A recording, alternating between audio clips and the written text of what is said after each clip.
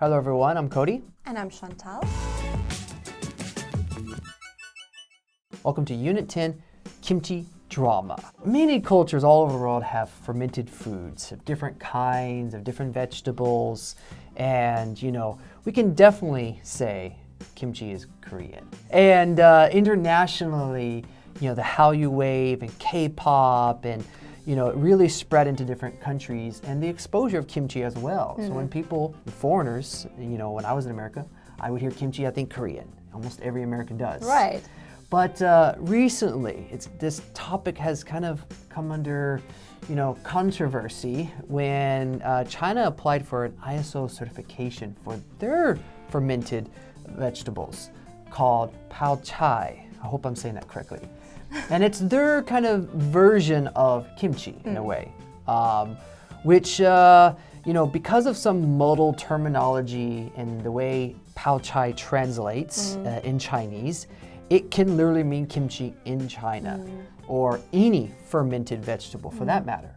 So very muddled, and this kind of led the Chinese to gloat that, the provenance of kimchi goes to China. They are the origin of it and they create it. And well, that has caused a lot of, arguments. Muddle. Muddle. Terminology. Terminology.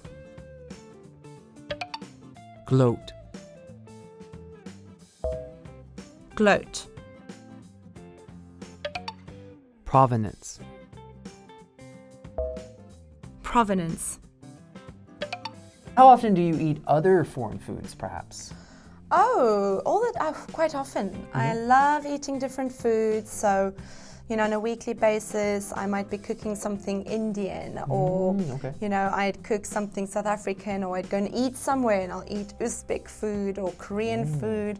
So I'm quite an adventurous eater. What about you? I love, I feel weird saying foreign food. I just love food. For me, just food is food. Yeah, Yes. and I think, I'm a strong believer that, to taste a culture's food is to kind of see into the culture. Oh, 100%. And, I love trying totally different things, even methods of eating. Yeah. When I was introduced to real Indian food by this Indian family I knew, and they were teaching me how to eat with the fingers. You eat with a properly. hand. You dip in South Africa Right. too. If you want to have a real traditional meal, you're going to eat it the way they eat it.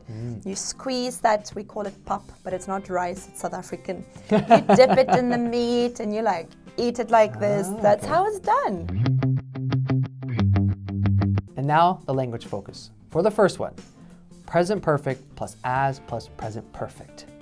So for my example, movie theaters have lost business as video streaming has become more popular.